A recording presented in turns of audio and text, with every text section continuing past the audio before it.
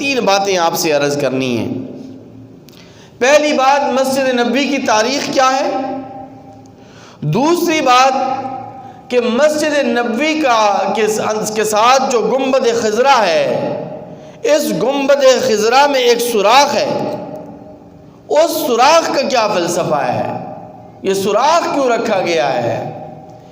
اور تیسری بات کہ جب گنبد خضرا کو منہدم کرنے اور گرانے کا معاملہ آیا تو اللہ تبارک و تعالی نے اس کی حفاظت کا انتظام اور انصرام کس انداز سے فرمایا۔ یہ 3 مختصر 3 باتیں آپ کے سامنے آج کے خطبے کے اندر عرض کرنی ہیں۔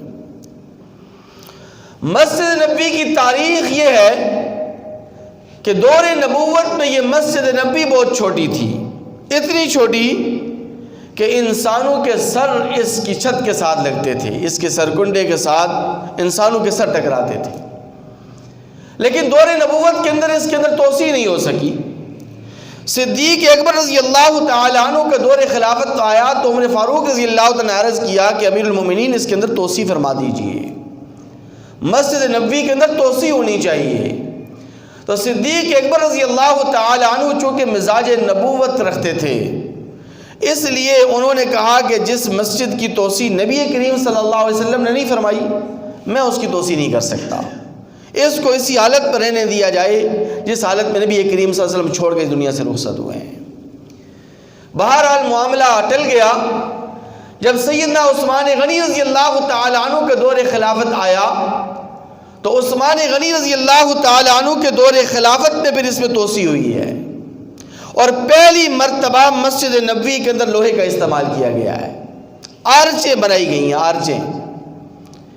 ایک چھت وہ ہوتی ہے، گھر کی چھت آپ بناتے ہیں، عمارت کی چھت آپ بناتے ہیں، سیمنٹ کی کنکریٹ سے آپ چھت بناتے ہیں، لیکن یہ سیمنٹ کے کنکریٹ کی جو چھت ہوتی ہے اس کی عمر 100 سال ہوتی ہے، اس سے زیادہ نہیں ہوتی، لیکن ان آرچوں کا انتظام اور انصرام اتنا مضبوط ہے کہ ان کی عمر پھر 1000 سال تک پہنچ جاتی ہے۔ جس چھت میں آرچیں استعمال ہوں تو وہ چھت 1000 سال تک نہیں گرتی، ورنہ سیمنٹ سے اور کنکریٹ سے بنی ہوئی چھت جو ہے وہ 100 سال کے بعد 90 سال کے بعد سیمنٹ چھوڑ دیتی ہے اور چھت گرنا شروع ہو جاتی ہے۔ اور پھر یہ آرچ ایک ایسی چیز ہے کہ اس کو اگر آپ مٹی کے ساتھ بھی چنیں گے تو تب بھی اس کی عمر 500 سال تک بڑھ جاتی ہے، 500 سال تک بھی یہ چھت متاثر نہیں ہوتی۔ پھر اس کے بعد 30-40 سال تک اس مسجد نبوی میں مزید کوئی توسیع نہیں ہوئی، لیکن اس کے بعد پھر ہر دور کے اندر اس کے اندر توسیع ہوتی ہی چلی گئی۔ اب تو ماشاءاللہ ایسی توسیع ہو چکی ہے کہ سعودی حکومت نے وہاں پر ایئر کنڈیشن لگا دیے، اے سی لگا دیے، ماربل لگا دیے، اور اس کی وسعت جو ہے نا بہت آگے تک پھیلا دی۔ مسجد نبوی صلی اللہ علیہ وسلم کے بعد آپ جب سین میں آئیں گے، مسجد نبوی کے سین کے اندر، تو مسجد نبوی کے سین کے اندر ایک اونچی جگہ بنی ہے جس کو چبوترا کہا جاتا ہے۔ اس کو دنیا مدرسہ اصحاب صفا کے نام سے جانتی اور پہچانتی ہے۔ آقا علیہ الصلوۃ والسلام مسجد نبوی کے اندر عبادت فرماتے، اور اس اونچی جگہ پر مسجد نبوی کے سین میں اونچی سی جگہ بنی ہے، چبوترا بنا ہوا ہے، یہاں پر آقا علیہ السلام کی بیٹھک لگتی تھی۔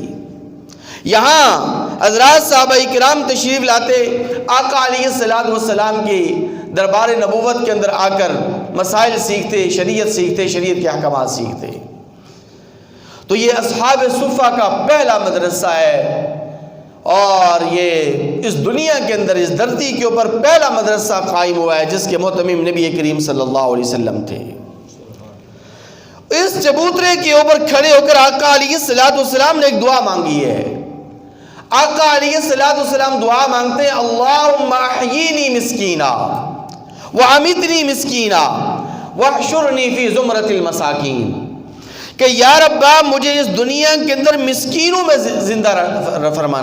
زندہ رکھنا، میری زندگی مسکینوں کے درمیان گزرے، انہی اصحاب صفا کے ساتھ میری زندگی گزرے، میں انہی کے درمیان رہوں، کیونکہ یہ اصحاب صفا تھے تو بہت غریب، بڑے نادار، بڑے مفلس، لیکن ان کی عظمت اور شان کے کیا کہنے کہ اللہ نے اپنے نبی کو حکم دیا وَاصْبِرْ نَفْسَكَ مَعَ الَّذِينَ يَدْعُونَ رَبَّهُمْ بِالْغَدَاةِ وَالْعَشِيِّ يُرِيدُونَ وَجْهَهُ کہ اے میرے محبوب پیغمبر آپ چھوڑیے ان مکہ مکرمہ کے سرداروں کو، ان کفار مکہ کے وڈیروں کو چھوڑیے، آپ اپنے یاروں کے ساتھ جان نثاروں کے ساتھ بیٹھیے، ان کی ساتھ مجلس اختیار کیجئے، ان کے ساتھ نشست و برخاست رکھیے جو آپ پر اپنی جان فدا کرتے ہیں اور صبح و شام اپنے رب کو یاد کرتے ہیں۔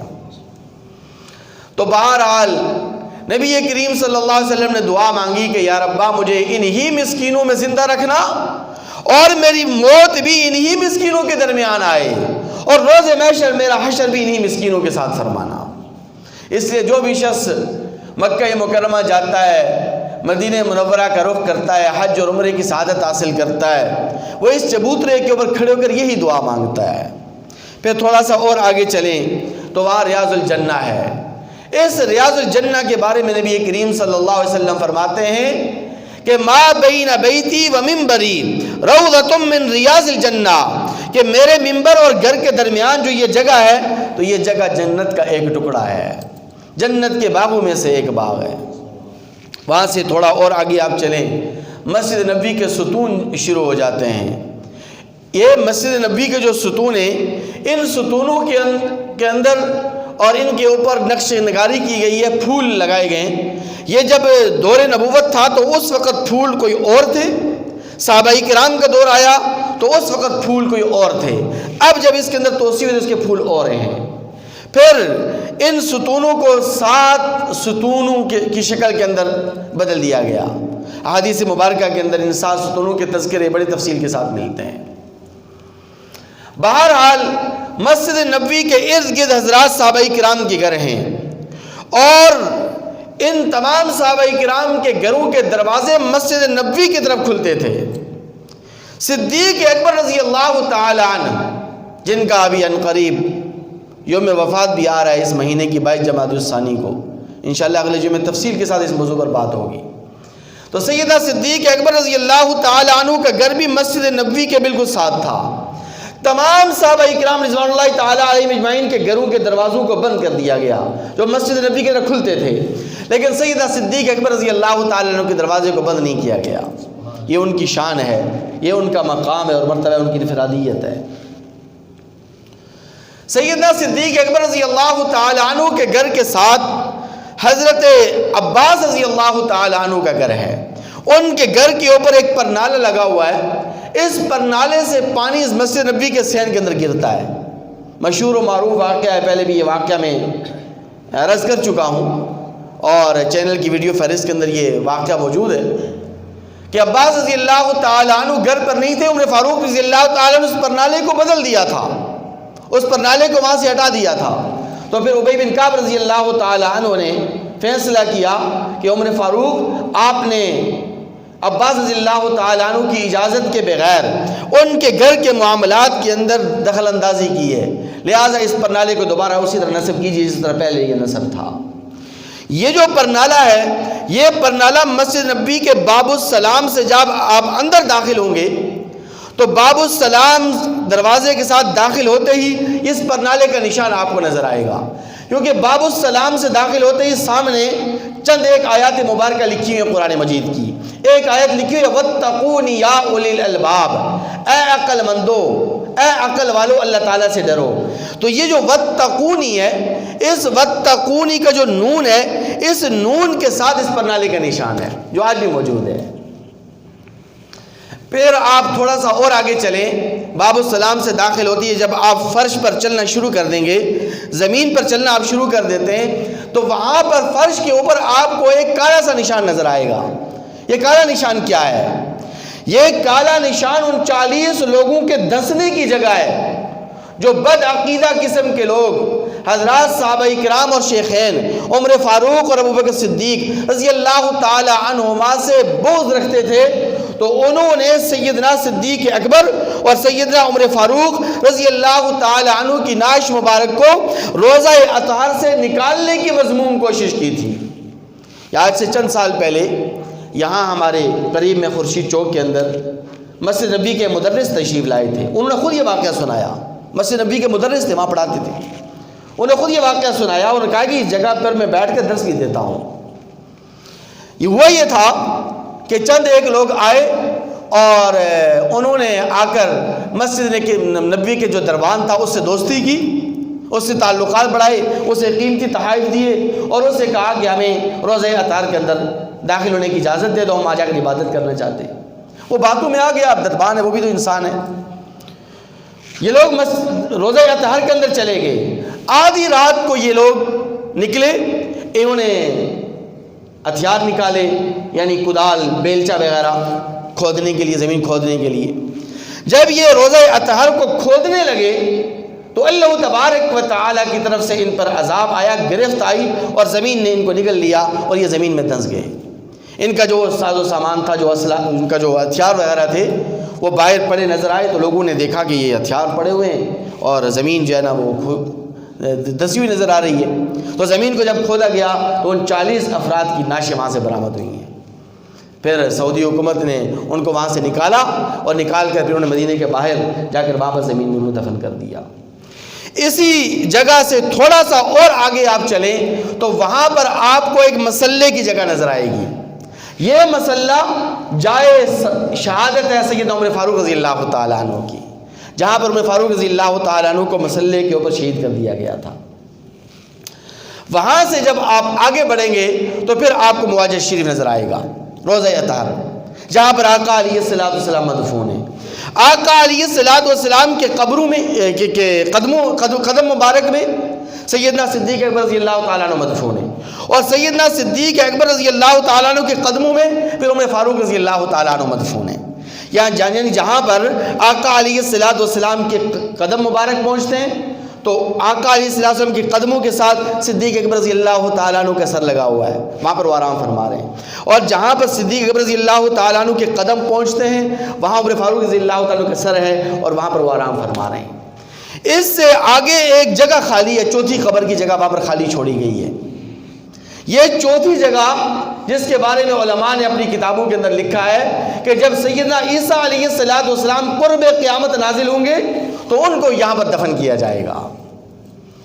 تو مسجد نبوی کے اس واقعے کے اندر ہمارے لیے اور اس تاریخ کے اندر ہمارے لیے بہت سارے اسباق ہیں، بہت ساری عبرتیں ہیں ہمارے لیے. ایک عجیب واقعہ یہ بھی پیش آیا کہ شام کا ایک بادشاہ تھا جس کا نام تھا سلطان نور الدین زنگی رحمۃ اللہ علیہ. ایک مرتبہ وہ رات کو خواب سویا ہوا تھا، خواب میں آقا علیہ الصلوۃ والسلام کی زیارت ہوئی اور آقا علیہ الصلوۃ والسلام نے اس سے کہا کہ مجھے 2 قسم کے لوگ تکلیف اور اذیت پہنچا رہے ہیں، مجھے ان سے بڑی تکلیف پہنچ رہی ہے.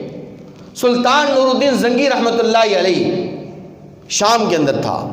صبح اس نے رخت سفر باندھا، قافلے کے ساتھ مدینہ منورہ پہنچ گیا. نبی کریم صلی اللہ علیہ وسلم نے سلطان نور الدین زنگی کو ان 2 لوگوں کی شکلیں بھی دکھا دی تھی کہ اس شکل کے لوگ ہیں، یہ ان کی شکل و صورت ہے، یہ مجھے تکلیف اور اذیت پہنچا رہے ہیں اور تم آرام سے یہاں پڑے سوئے ہوئے ہو. سلطان نور الدین زنگی رحمۃ اللہ علیہ مدینہ منورہ پہنچا اور وہاں کے گورنر کو بلایا اور گورنر کو بلا کر اس سے کہا کہ پورے شہر کے اندر ناکہ بندی کر دو، کوئی بھی شخص شہر مکہ سے اور مدینے کے شہر سے باہر نہ جا سکے، اور ہر ایک شخص سے کہو کہ مجھ سے آ کر ملے اور مجھ سے آ کر مصافحہ کرے. گورنر نے اعلان کر دیا، ناکہ بندی کر دی. اب سب لوگ آگے آ کے مصافحہ کرنے لگے اور ان سے ملاقات کی. جب سب لوگوں نے مصافحہ کر لیا، ملاقات کر لی، تو سلطان نور الدین زنگی نے کہا کہ بھئی کوئی بندہ بچا تو نہیں ہے؟ گورنر نے کہا نہیں، تمام کے تمام لوگوں سے آپ کی ملاقات کرائی جا چکی ہے. کہا نہیں، دیکھو تحقیق کرو، مزید تفتیش کرو، شاید کوئی بندہ باقی ہو. تو لوگوں نے کہا کہ ہاں 2 بندے ہیں، 2 بندے وہ قبرستان کے اوپر بیٹھے ہوئے ہیں، لیکن وہ اللہ والے ہیں، وہ ہر وقت اللہ تبارک و تعالیٰ کا ذکر کرتے رہتے ہیں، ہر وقت ذکر الہی میں مشغول ہیں اور استغفار کر رہے ہیں، رو رہے ہیں، بلبلا رہے ہیں، اور ان کی عشقیں تک بند نہیں ہو رہی. ان سے آپ ملاقات کر کے کیا کریں گے؟ کہا نہیں، بلاؤ ان کو، ان کی ایسی کی تیسی بلاؤ ان کو میرے دربار کے اندر ان کو حاضر کرو۔ جب ان کو لایا گیا تو سلطان نور الدین زنگی رحمۃ اللہ علیہ ان کو پہچان گئے۔ یہ وہی منحوس شکلیں تھیں جو نبی کریم صلی اللہ علیہ وسلم نے ان کو دکھلائی تھی۔ سلطان نور الدین زنگی نے کہا کہ مجھے ان کی جگہ پر لے چلو جس قبرستان کے اوپر یہ بیٹھے ہوئے تھے، دن رات جہاں پر بیٹھتے تھے وہاں پر مجھے لے چلو۔ وہاں پر جب لے جایا گیا تو ایک قالین اوپر بچھا ہوا ہے، جائے نمازیں بچھی ہوئی ہیں، اور اس کے اندر ایک سرنگ بنی ہوئی ہے۔ ایک سرنگ بنا کر وہ لوگ روزہ اطہر تک پہنچنا چاہتے تھے۔ ان کی مذموم کوشش یہ تھی کہ ہم روزہ اطہر سے نبی کریم صلی اللہ علیہ وسلم کی نعش مبارک کو نکالیں گے اور نکال کر دوسری جگہ لے جائیں گے، اور مسلمانوں سے کہیں گے کہ مسلمانوں تم کس روزہ اطہر کو اور کس روزہ رسول پہ حاضری دینے کو اپنے لیے باعث سعادت سمجھتے ہو؟ یہاں تو تمہارے نبی مدفون ہی نہیں ہیں، یہاں تو ان کی نعش مبارک ہی نہیں ہے۔ جب وہ کھودیں گے نعش روزہ اطہر کو تو دیکھیں گے واقعی نعش نہیں ہے۔ یہ ان کی مذموم کوشش تھی، ان کا منصوبہ تھا، ان کی پلاننگ تھی۔ سلطان نور الدین زنگی نے ان کو گرفتار کرایا، اور پھر سعودی حکومت نے، وہاں کے گورنر نے ان کے لیے پھر پھانسی کے آرڈر جاری کیے اور ان کو پھانسی پر چڑھا دیا گیا۔ پھر سلطان نور الدین زنگی نے اپنے خرچ پر، اور گورنر نے بھی اس پہ اپنا حصہ ڈالا، وہاں پر پھر سیسا بنائی ہوئی دیوار لگا دی گئی، پوری دیوار کے اندر سیسا لگا دیا گیا تاکہ دوبارہ کوئی جو ہے روزہ اطہر پر حملہ نہ کر سکے، روزہ اطہر کو کوئی نقصان نہ پہنچا سکے۔ آقا علیہ الصلوۃ والسلام کی نعش مبارک کے متعلق کوئی ایسی مذموم کوشش اور منصوبہ نہ بنا سکے۔ دوسری بات، نبی کریم صلی اللہ علیہ وسلم کا گنبد خضرا جو ہمیں اس وقت نظر آتا ہے، اس گنبد خضرا کا ایک سوراخ ہے۔ اس سوراخ کا کیا فلسفہ ہے؟ نبی کریم صلی اللہ علیہ وسلم کے دور نبوت کے اندر جب بارش نہیں ہوتی تھی تو صحابہ کرام نبی کریم صلی اللہ علیہ وسلم کی خدمت اقدس میں حاضر ہوتے اور حاضر ہو کر عرض کرتے کہ حضور دعا فرمائیں، بارش نہیں ہو رہی ہے۔ آقا علیہ السلام دعا فرما دیتے، بارش نازل ہو جاتی۔ آقا علیہ السلام جب اس دار فنا سے رخصت ہو گئے تو لوگوں نے کہا کہ اب کس کے پاس جائیں؟ تو سارے کے سارے لوگ حضرت عباس رضی اللہ تعالیٰ کے گھر میں جاتے تھے اور عرض کرتے کہ عباس رضی اللہ تعالیٰ عنہ، آپ آقا علیہ السلام کے چچا ہیں، خاندان نبوت کے چشم و چراغ ہیں، آپ دعا فرمائیے، بارش نہیں ہو رہی، قحط سالی ہے۔ عباس رضی اللہ تعالیٰ عنہ دعا فرما دیتے، بارش نازل ہو جاتی۔ جب عباس رضی اللہ تعالیٰ عنہ اس دار فنا سے رخصت ہو گئے تو اب صحابہ کرام نے سوچا کہ اب کہاں جائیں، اب کس کے پاس جائیں، اب کس سے جا کے دعا کروائیں؟ تو صحابہ کرام نے آپس میں مشورہ کیا کہ جب اولاد پر مشکل آتی ہے تو اولاد اپنی ماں کے پاس دوڑتی ہے۔ کہتے سبحان اللہ، محبت سے کہیں۔ جب اولاد پر کوئی مشکل آتی ہے، اولاد جب پریشان ہوتی ہے تو ماں کی آغوش کے اندر چلی جاتی ہے، اور ماں کی ممتا پھر تڑپ اٹھتی ہے اور ماں کی ممتا اس مسئلے کا حل نکال دیتی ہے۔ تو چلو چلتے ہیں ہم عائشہ صدیقہ طیبہ طاہرہ رضی اللہ تعالیٰ عنہ کے پاس۔ سارے کے سارے صحابہ کرام رضوان اللہ تعالیٰ علیہم اجمعین اب عائشہ رضی اللہ تعالیٰ عنہ کی خدمت میں حاضر ہو گئے اور خدمت میں حاضر ہو کر عرض کیا کہ آپ دیکھ رہی ہیں کہ اس وقت بارش نہیں ہو رہی، تو آپ دعا فرمائیں۔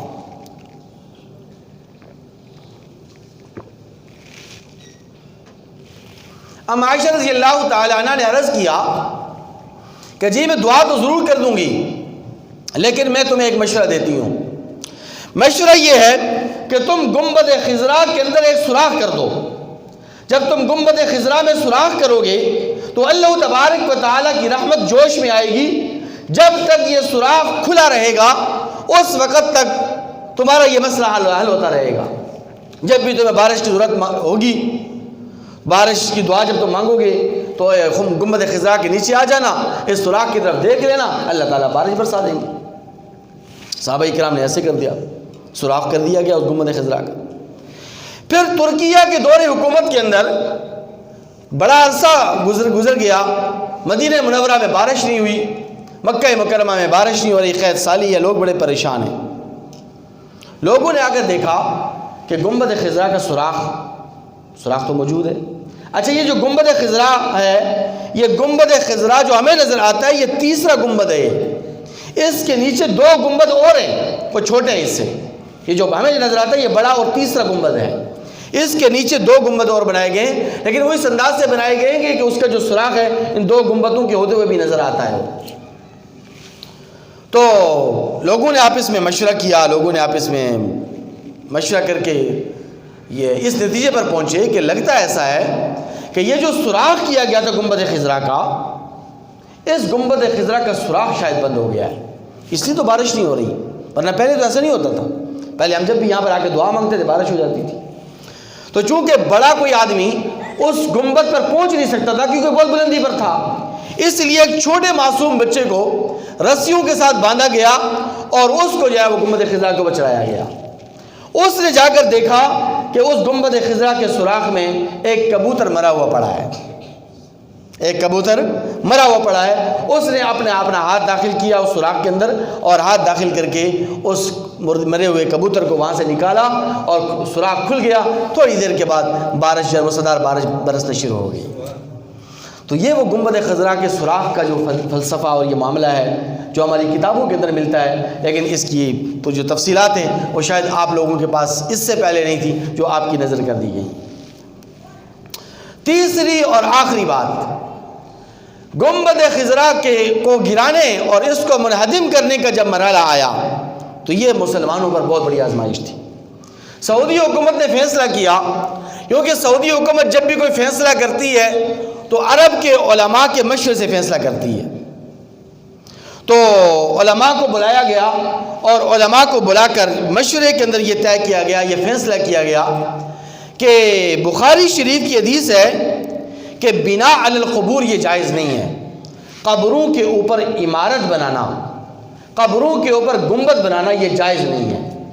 تو اس لیے مدینہ منورہ کے اندر، مکہ مکرمہ کے اندر جتنی بھی قبریں بنی ہوئی ہیں اور ان قبروں کے اوپر جتنی بھی عمارتیں اور گنبد بنے ہوئے ہیں سب کے سب گنبد گرا دیے جائیں۔ علماء نے تحقیق کی، علماء نے دیکھا، پرکھا، جانچا اور بخاری شریف کی حدیث مبارکہ کا مطالعہ کیا تو علماء نے سعودی حکومت کو اجازت دے دی اور کہا کہ بالکل ٹھیک ہے، یہ کوئی غیر شرعی معاملہ تو نہیں ہے، آپ تمام گنبدوں کو گرا دیں، قبروں کے اوپر جتنے بھی گنبد بنے ہوئے ہیں سب کو گرا دیں۔ اب سب گنبد جب گرا دیے گئے تو نبی کریم صلی اللہ علیہ وسلم کے روضہ اطہر کے گنبد خضرا کا جب معاملہ آیا تو اس وقت پھر علماء کب آ گئے، علماء ڈر گئے۔ علماء نے سعودی حکومت سے کہا کہ رک جاؤ، صبر کرو، یہ معاملہ بڑا نازک ہے، کیونکہ مسلمان کتنا ہی کمزور کیوں نہ ہو اس کے دل میں نبی کریم صلی اللہ علیہ وسلم کی محبت، آقا علیہ السلام کا عشق کوٹ کوٹ کر بھرا ہوتا ہے۔ تو کہیں ایسا نہ ہو کہ سعودی حکومت کے خلاف، ہمارے خلاف پوری دنیا کے مسلمان سراپا احتجاج بن جائیں، اس لیے پہلے اس معاملے کو مکمل طور پر ہمیں دیکھنے دیا جائے، ہمیں مزید تھوڑا وقت دیا جائے۔ عرب کے علماء بیٹھے، میٹنگ ہوئی، سب علماء نے دیکھنے اور پرکھنے کے بعد، حدیث مبارکہ کے مطالعے کے بعد سب اس نتیجے پر پہنچے کہ حدیث مبارکہ تو بالکل واضح ہے، بخاری شریف کی حدیث ہے، سند کے لحاظ سے بھی حدیث مبارکہ صحیح ہے، متن کے لحاظ سے بھی صحیح ہے اور سند متصل کا درجہ رکھتی ہے۔ اس لیے حدیث مبارکہ کے اندر واضح طور پر یہ اعلان موجود ہے، لسان نبوت سے آقا علیہ السلام کا فرمان موجود ہے کہ قبروں کے اوپر عمارت بنانا یہ جائز نہیں ہے۔ تو لہٰذا یہ روضہ اطہر کے اوپر جو گنبد بنا ہوا ہے تو اس گنبد کو گرانے میں بھی کوئی مسئلہ نہیں ہے۔ لیکن سعودی حکومت سے انہوں نے کہا کہ ہم آپ سے چند دنوں کی مزید مہلت مانگتے ہیں، ہمیں عجم کے علماء سے بھی مشورہ کرنا چاہیے۔ آپ یہ بات شاید جانتے یا نہیں جانتے، عرب کے جو علماء ہیں نا وہ عجم کے علماء کی بڑی قدر کرتے ہیں۔ اس کی وجہ پتہ ہے کیا ہے؟ وجہ یہ ہے کہ جتنا علم عجم کے علماء کے پاس ہے اتنا علم عرب کے علماء کے پاس نہیں ہے۔ اس کی وجہ یہ ہے کہ عرب کے علماء زیادہ تحقیق نہیں کرتے، قرآن عربی زبان کے اندر ہے، احادیث مبارکہ عربی زبان کے اندر ہے، تو ان کو قرآن تو ویسے بھی سمجھ میں آ جاتا ہے، احادیث مبارکہ ان کو ویسے بھی سمجھ میں آ جاتی ہیں۔ اب جہاں تک معاملہ مسائل کا ہے، فقہ کے جو مسائل ہیں، تو فقہ کے مسائل اس سے زیادہ عرب کے علماء زیادہ واقف نہیں ہیں۔ اور میں یہ بات بھی آپ کے سامنے عرض کر دوں کہ مسجد نبوی کے اندر جب آپ داخل ہوتے ہیں تو مسجد نبوی کے اندر حرم شریف میں جب آپ پہنچتے ہیں تو وہاں پر چاروں ائمہ اکرام کے نام لکھے ہوئے ہیں، امام اعظم ابو حنیفہ، امام شافی، امام مالک اور امام احمد بن حنبل رحمہ اللہ رحمۃ واسعہ، چاروں ائمہ کرام کے نام مسجد نبوی کے اندر اور حرم شریف کے اندر لکھے ہوئے ہیں، جو اس بات کی علامت اور دلیل ہے کہ وہاں کی مقامی حکومت اس وقت بھی اور آج بھی ان ائمہ اربعہ میں سے کسی نہ کسی کی مقلد ہے، ان کی تقلید کر رہی ہے۔ تو عرب کے علماء نے کہا کہ عجم کے علماء سے مشورہ کرنے کی ضرورت ہے، عجم کے علماء سے ہمیں مشورہ کرنے کی اجازت دی جائے۔ سعودی حکومت نے انتظام و انصرام کیا، ٹکٹ ان کے کروائے، جہاز بک کروایا اور ان کو دارالعلوم انڈیا کے اندر، دارالعلوم دیوبند، وہاں پر ان کو بھیجا گیا۔ عرب کے علماء وہاں پر آئے تو وہاں پر اس وقت سیدنا حسین احمد مدنی رحمۃ اللہ علیہ شیخ الحدیث تھے۔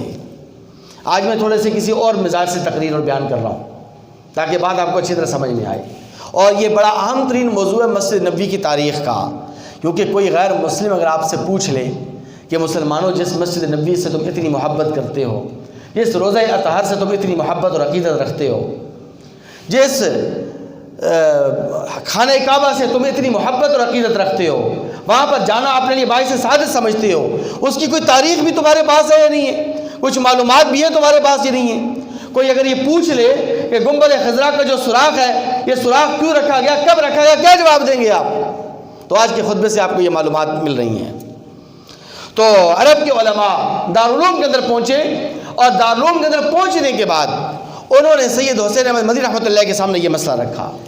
سید حسین احمد مدنی رحمۃ اللہ علیہ بڑے پریشان مضطرب ہو گئے۔ انہوں نے کہا کہ بھئی آپ جو حدیث مبارکہ لے کر آئے ہیں، حدیث مبارکہ بالکل صحیح ہے، حدیث مبارکہ کے سند میں اور اس کے صحیح ہونے میں کوئی شک و شبہ نہیں ہے، لیکن معاملہ بہت نازک ہے۔ گنبد خضرا کو منہدم کرنا، اس کو گرانا، یہ بہت نازک ترین مسئلہ ہے، اس کا فیصلہ میں نہیں کر سکتا، مجھے مزید آپ 3 دن کا ٹائم دیں، میں تمام کے تمام علماء کو، جید علماء کو بلاتا ہوں، ان کے ساتھ مشاورت کر کے پھر آپ کو حتمی فیصلہ آپ کو سناتے ہیں اور آپ کو بتلاتے ہیں۔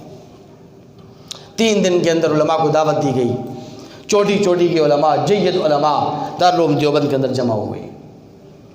جس رات یہ 500 علماء دارالعلوم دیوبند کے اندر موجود تھے تو دارالعلوم دیوبند کا ایک طالب علم مسجد کے اندر باوضو بیٹھ کر یہ واقعہ سناتے ہوئے کہتا ہے کہ میری آنکھوں نے یہ منظر دیکھا کہ جس وقت یہ معاملہ پیش آیا تو علماء اکرام اس وقت سسکیاں لے لے کر رو رہے تھے، کوئی کتابیں پڑھ رہا ہے، کوئی مسائل نکال کر دیکھ رہا ہے، پرکھ رہا ہے، جانچ رہا ہے، چیخوں کی آوازیں آ رہی ہیں، آؤ سسکیاں ہیں، رونا اور دھونا ہے۔ لوگ اور علماء اللہ تبارک و تعالی سے ملتمس ہیں کہ یا ربا کس آزمائش میں ہمیں ڈال دیا گیا، یا ربا حضور اکرم صلی اللہ علیہ وسلم کے گنبد خضرا کو گرانے کا معاملہ ہے، اس کو منہدم کرنے کا معاملہ ہے، ہم یہ فیصلہ کیسے کر سکتے ہیں؟ یا الہی مدد فرما، یا الہی دلیل کے میدان میں ہمیں شرح صدر عطا فرما۔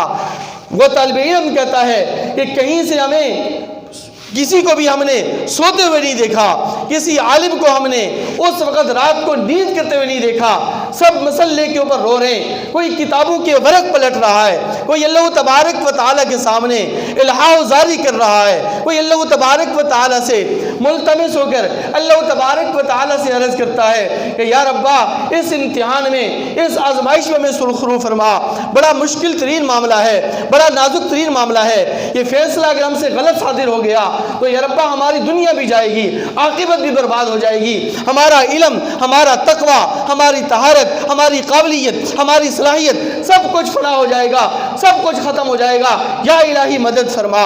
علماء اکرام پوری رات روتے رہے، گڑ گڑاتے رہے، آہوزاری کرتے رہے، الہاوزاری کے ساتھ یہ رات جب بیت گئی، دوسرے دن اجلاس شروع ہوا، عرب کے علماء بھی وہاں پر موجود ہیں، عصر کے وقت تک، عصر کی نماز تک علماء آتے رہے، تقریریں کرتے رہے، بیانات کرتے رہے، دلائل دیتے رہے، سب کے سب علماء اکرام نے تقاریر کر لی۔ عرب کے 3 علماء کھڑے ہوئے، انہوں نے علماء اکرام سے کہا کہ علماء اکرام یہ بخاری شریف آپ اپنے مدارس کے اندر پڑھاتے ہیں، یہ بخاری شریف آپ کے دارالعلوم دیوبند کے اندر بھی پڑھائی جاتی ہے۔ یہ بخاری شریف کی حدیث ہے، نبی کریم صلی اللہ علیہ وسلم کا فرمان ہے کہ قبر کے اوپر عمارت بنانا جائز نہیں ہے، قبر کے اوپر گنبد بنانا جائز نہیں ہے۔ اس لیے ہم نے یہ فیصلہ کیا ہے، آپ لوگوں کے پاس اس لیے آئے ہیں تاکہ آپ کی رائے بھی متفق ہو جائے، آپ کی رائے کے ساتھ بھی اتفاق رائے پیدا ہو جائے، تاکہ امت مسلمہ میں کوئی انتشار نہ ہو، کوئی فساد نہ ہو۔ یہ 3 عرب کے علماء اپنی اپنی تقاریر کر کے جب بیٹھ گئے، پورے کے پورے مجمع کے اندر سناٹا چھا گیا، خاموشی چھا گئی۔ علماء اکرام رو رہے ہیں، گر گرا رہے ہیں، الہا وزاری ہے، اللہ تبارک و تعالیٰ سے ملتمس ہیں کہ یا ربا کیا ہونے جا رہا ہے، یا ربا کیا فیصلہ کریں، کیا معاملہ، کتنی بڑی آزمائش ہمارے اوپر آ چکی ہے۔ مولانا اشرف علی تھانوی رحمۃ اللہ علیہ نے اس خاموشی کے سناٹے کو توڑا ہے۔ اللہ اکبر۔ ہم اپنے اس منبر رسول پر اپنے اکابرین کا نام جب اعتماد کے ساتھ لیتے ہیں تو ایسے نہیں لیتے میرے مسلمان بھائیوں۔ ہمارے اکابر نے دین اسلام کی بڑی خدمت کی ہے، ہمارے اکابر نے قرآن اور حدیث کی بڑی خدمات سر انجام دی ہیں۔ وہ دن رات قرآن و حدیث کے مطالعے کے اندر مستغرق ہو کر انہوں نے ہمارے لیے کتنی آسانیاں پیدا کی ہیں، کتنی آزمائشوں کے اندر میں سرخرو فرمایا ہے۔ اس لیے خدا را علماء کو برا بلا مت کہیں۔ میں اپنی ذات کی بات نہیں کر رہا، مجھے جتنا برا بلا کہنا ہے کہہ لیں، آپ مجھے جتنی گالیاں دینی ہیں آپ کہہ لیں، جتنے فتوے جھاڑ لیں، لیکن خدا را علماء کو جو انبیاء کے وارث ہیں، ہمارے اکابرین جو انبیاء کے وارث ہیں، ان کے بارے میں طعن زنی مت کریں، ان پر تنقید مت کریں۔ خدا کی قسم آپ کی دنیا بھی برباد ہو جائے گی، آپ کی عاقبت بھی برباد ہو جائے گی، کیونکہ جو انبیاء کے وارثوں کو گالیاں دے، جو انبیاء کے وارثین پر تنقید کرے، اس کی دنیا بھی برباد ہوتی ہے، اس کی عاقبت بھی برباد ہوتی ہے۔ زبانوں کو لگام دینے کی ضرورت ہے۔ کوئی مسئلے کے اندر، کسی بھی مسئلے کے اندر آپ کو اختلاف رائے ہے، آپ اس اختلاف رائے کو احترام کے ساتھ پیش کیجیے۔ آپ کو مسئلے کا حل نہ ملے، آپ خاموش ہو جائیے، کنارہ کش ہو جائیے، لیکن علماء کو بدنام کیوں کرتے ہیں، علماء پر تنقید کیوں کرتے ہیں، علماء پر اعتراض کیوں کرتے ہیں؟ حکیم الامت مولانا اشرف علی تھانوی رحمۃ اللہ علیہ کو اس ملک پاکستان کا ایک طبقہ بہت زیادہ برا بلا کہتا ہے، ان پر تنقید کرتا ہے، ان پر اعتراضات کرتا ہے، ان پر طرح طرح کے الزامات لگاتا ہے۔ مولانا اشرف علی تھانوی رحمۃ اللہ کھڑے ہو گئے، کہا کہ علماء، اے علماء کا مجمع، اے علماء کی جماعت، مطمئن ہو جائیے، اللہ تبارک و تعالی نے مجھے شرح صدر کی نعمت سے نواز دیا ہے۔ اللہ تبارک و تعالی نے مجھے شرح صدر کی نعمت عطا فرما دی ہے۔ علماء کرام نے پوچھا، سب جو جھکے ہوئے تھے، سر ان کے جھکے ہوئے، آنکھوں سے آنسو جاری، سب کی داڑیاں آنسو سے تر ہو چکی تھیں، کھڑے ہو گئے، سب کی نظریں ٹک گئیں مولانا اشرف علی تھانوی رحمۃ اللہ علیہ کے حسین اور خوبصورت چہرے پر، پر رونق چہرے پر۔ سب کے سب اٹھے، کھڑے ہو گئے، کھڑے ہو کر عرض کیا، حکیم الامت مولانا اشرف علی تھانوی رحمۃ اللہ علیہ، اللہ تعالیٰ آپ پر اپنی خصوصی رحمت نازل فرمائے، اللہ تعالیٰ آپ کی درجات بلند فرمائے۔ اتنی بڑی آزمائش، اتنا بڑا امتحان جو ہماری زندگی میں اس سے پہلے کبھی نہیں آیا، کیا شرح صدر اللہ تبارک و تعالی نے آپ کو عطا فرمایا ہے؟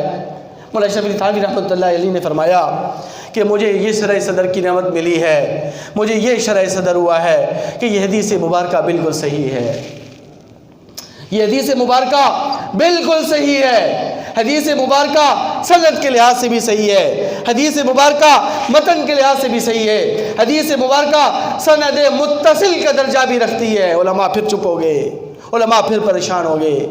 علماء نے کہا کہ اس میں شرح صدر کی کیا بات ہے، یہ شرح صدر تو ہم سب کو ہو چکا ہے، ہم بھی تو یہی کہہ رہے ہیں کہ حدیث مبارکہ صحیح ہے، حدیث مبارکہ کا مفہوم صحیح ہے کہ قبر کے اوپر عمارت بنانا جائز نہیں ہے، تو لہذا گنبد خضرا یہ بھی قبر کے اوپر بنا ہوا ہے، روضہ طاہر کے اوپر بنا ہوا ہے، اس کو بھی گرا دینا جائز ہے۔ آپ کو شرح صدر کیا ہوا؟ فرمایا کہ مجھے شرح صدر یہ ہوا ہے کہ گنبد خضرا کو آپ نہیں گرا سکتے، سعودی حکومت گنبد خضرا کو ہاتھ بھی نہیں لگا سکتی۔ علماء نے کہا نہیں آپ دلیل دیجئے۔ آپ نے کہا شرح صدر ہو گیا، ہم خوش ہو گئے، ہم نے کہا کہ آپ کو شرح صدر ہوا کسی مسئلے کا حل نظر آ گیا، آپ کہہ رہے ہیں کہ حدیث مبارکہ صحیح ہے، اور دوسری طرف آپ یہ کہہ رہے ہیں کہ سعودی حکومت اس عمارت کو، حکومت خضرا کو گرا نہیں سکتی، بات سمجھ میں نہیں آئی۔ تو مولانا اشرف علی تھانوی رحمۃ اللہ علیہ کا جواب سنیے، اور مسلمانوں آج کی اس مسجد میں، آج کے اس مجمع کے اندر یہ عزم کیجئے کہ آئندہ کبھی بھی کسی عالم کو برا بلا نہیں کہیں گے۔ عزم کرتے ہیں، علماء انبیاء کے وارث ہیں، علماء اکرام نے دین اسلام کی بڑی بڑی خدمات سر انجام دی ہیں۔ مولانا اشرف علی تھانوی رحمۃ اللہ علیہ نے کہا کہ گنبد خضرا کو نہیں گرایا جا سکتا، اس لیے کہ حدیث مبارکہ یہ کہہ رہی ہے کہ قبر کے اوپر عمارت بنانا جائز نہیں، بنا علی القبور، بنا علی القبر، یہ جائز نہیں ہے۔ میں آپ لوگوں سے پوچھتا ہوں، مجھے یہ بتلائیے کہ جس روزہ اطہر کے اندر آقا علیہ السلام مدفون ہیں، یہ روزہ اطہر کون سا ہے؟ اس روزہ اطہر سے پہلے یہ کیا تھا؟ لوگوں نے کہا کہ ام عائشہ رضی اللہ تعالیٰ عنہ کا حجرہ تھا۔ سب کہتے ہیں محبت سے، اونچی آواز سے کہیں، کیا تھا؟ ام عائشہ رضی اللہ تعالی عنہ کا حجرہ مبارک تھا۔ ام عائشہ رضی اللہ تعالی عنہ اس حجرے کے اندر رہائش پذیر تھیں، تو پتہ یہ چلا کہ آقا علیہ السلام کی قبر اطہر بعد میں بنائی گئی، حجرہ مبارک پہلے بنایا گیا، حجرہ مبارک کی چھت پہلے بنائی گئی ہے، قبر کے اوپر آقا علیہ السلام کی قبر کے اوپر یہ چھت نہیں ہے۔ یہ چھت ام عائشہ رضی اللہ تعالیٰ عنہ کے حجرہ مبارک کی ہے، یہ قبر کے اوپر بنا نہیں ہوئی۔ علماء اکرام مطمئن ہو گئے، علماء اکرام نے ماتھا چوما مولانا اشرف علی تھانوی رحمۃ اللہ علیہ کا، اور عرض کیا کہ اللہ تعالیٰ نے ویسے ہی آپ کو اتنا بڑا مقام اور مرتبہ نہیں عطا فرما دیا، واقعی آپ حکیم الامت ہیں، اور آپ نے اتنے بڑا مسئلہ ہمارے لیے آسان اور سہل فرما دیا، اتنی بڑی آزمائش میں سرخرو فرما دیا۔ تو یہ جو مواجہ شریف ہے، روزہ اطہر ہے، اس کے اوپر جب حاضری ہوتی ہے تو میرے مسلمان بھائیوں، یہ کوئی عام حاضری نہیں ہے، یہ اللہ تبارک و تعالیٰ کسی کو نصیب فرماتے ہیں۔ اس لیے کہ نبی کریم صلی اللہ علیہ وسلم نے فرمایا کہ جس شخص نے میرے مواجہ شریف کو دیکھا، میرے روزہ اطہر کو دیکھا، میرے حجرہ مبارک کو دیکھا، اللہ تبارک و تعالیٰ نے اس پر جہنم کی آگ حرام فرما دی ہے۔ وہ جہنم میں وہ شخص نہیں جا سکتا۔ لیکن اس کے آداب بھی ہیں۔ پہلا ادب کہ جب آپ خانہ کعبہ میں جب آپ جائیں خانہ کعبہ حج بیت اللہ کی سعادت حاصل کرنے کے لیے، عمرہ کی سعادت حاصل کرنے کے لیے، اور آپ روزہ اطہر پہ حاضری دیں، تو وہاں پر جا کر سب سے پہلے درود پاک صلی اللہ علیہ وسلم کا تحفہ پیش کریں۔ اگر کوئی لمبا درود آپ نہیں پڑھ سکتے، تفصیلی درود آپ نہیں پڑھ سکتے، تو کم از کم صلی اللہ علیہ نبی الامی والا درود ضرور پڑھیں۔ اور ایک اور درود پاک ہے جس کی بڑی فضیلت آئی ہے، اس درود پاک کو پڑھنے کی بڑی فضیلت ہے۔ اللہم صلی علی محمد اللہم صلی علی سیدنا محمد وعلی آل سیدنا محمد کما تحب و ترضا بعدد ما تحب و ترضا۔ اس درود پاک کی بڑی فضیلت ہے، لیکن اس سے زیادہ ادب، اس سے بھی بڑا ادب جس کا ہم نے خیال رکھنا ہے، اور اس سے بھی پیاری بات جو آپ کے سامنے عرض کرنی ہے، اللہ تعالیٰ مجھے بھی بار بار وہاں پر حاضری کی سعادت نصیب فرمائے، اللہ تعالیٰ آپ کو بھی بار بار لے کر جائے۔ جب بھی آپ روزہ اطہر پہ حاضر ہوں، حدیث مبارکہ ہے، آپ سنتے رہتے ہیں کہ جب کوئی شخص روزہ اطہر پر حاضر ہو کر نبی کریم صلی اللہ علیہ وسلم پر درود پاک کا تحفہ بیچتا ہے، آقا علیہ السلام پر درود پاک پڑھتا ہے، تو آقا علیہ السلام خود اس کا جواب دیتے ہیں۔ آقا علیہ السلام خود اس کا جواب دیتے ہیں۔ تو جب روزہ اطہر پہ حاضری ہو تو علماء کرام نے لکھا ہے کہ درود پاک پڑھنے کے بعد ایک مرتبہ بندہ کلمہ شہادت پڑھ لے۔ کیا پڑھے جی؟ کلمہ شہادت پڑھے۔ کلمہ شہادت پڑھنے کے بعد، چونکہ آقا علیہ السلام جس طرح درود پاک سن رہے ہیں تو کلمہ شہادت بھی آپ کا سن رہے ہیں۔ کلمہ شہادت پڑھنے کے بعد آقا علیہ السلام کو گواہ بنا کر کہیں کہ یا رسول اللہ، میں آپ کے روزہ اطہر پر حاضر ہوا ہوں، میں نے آپ کے سامنے کلمہ شہادت پڑھ کر صاحب ایمان ہونے کا اعلان کیا ہے، یا رسول اللہ روز محشر آپ میرے صاحب ایمان ہونے کی گواہی دے دیجئے گا۔ میرے مسلمان بھائیوں، روز محشر آقا علیہ السلام جس کے صاحب ایمان ہونے کی گواہی دیں گے تو اللہ تبارک و تعالیٰ اس کی بخشش کیوں نہیں فرمائیں گے؟ ضرور فرمائیں گے۔ اور ایک اور ادب جس کا خیال رکھنا بہرحال اختیاری ہے، لیکن اگر کوئی کرے تو بہت اچھی بات ہے۔ ہمارے اکابر میں بہت بڑی عظیم ہستی گزری ہے، شیخ الحدیث مولانا زکریا رحمۃ اللہ علیہ۔ وہ جب بھی خانہ کعبہ میں جاتے اور روزہ اطہر پہ حاضری دیتے تو روزہ اطہر پر حاضری سے پہلے وہ 1 دینار یا چند دینار صدقہ فرما دیا کرتے تھے۔ کیوں؟ قرآن مجید کی آیت ہے یا ایھا الذین آمنوا اذا ناجیتم الرسول فقدموا بین یدی نجواکم صدقات، 28واں پارہ سورہ مجادلہ۔ اللہ تبارک و تعالیٰ فرماتے ہیں کہ اے ایمان والو، تم جب بھی پیغمبر سے بات چیت کرو، پیغمبر سے گفتگو کرو، پیغمبر سے سرگوشی کرو، تو چند دینار صدقہ کر دیا کرو۔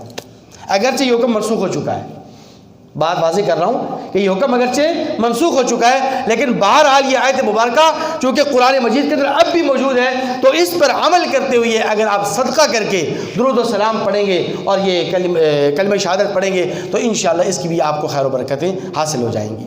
اور علامہ اقبال کی بات پر آج کے خطبے کو ختم کرتے ہیں۔ علامہ اقبال مرحوم رحمۃ اللہ علیہ فرمایا کرتے تھے کہ آسمان کی چھت تلے اس دھرتی کے اوپر ایک ایسی جگہ ہے، ادب کی ایک ایسی جگہ ہے جو عرش معلیٰ سے بھی زیادہ نازک ترین جگہ ہے، اور یہ جگہ روزہ اطہر ہے، جہاں پر جنید بغدادی رحمۃ اللہ علیہ اور بایزید بسطامی رحمۃ اللہ علیہ جیسے حضرات کا سانس بھی پھول جاتا ہے، ان کا سانس بھی رک جاتا ہے۔ اس لیے بڑے ادب کے ساتھ، بڑے احترام کے ساتھ روزہ اطہر پہ حاضری دینی چاہیے۔ دعائے رب کریم سے کہ اللہ تعالی ہم سب کو بار بار حاضری کی سعادت نصیب فرمائے۔ وآخر دعوانا ان الحمد للہ۔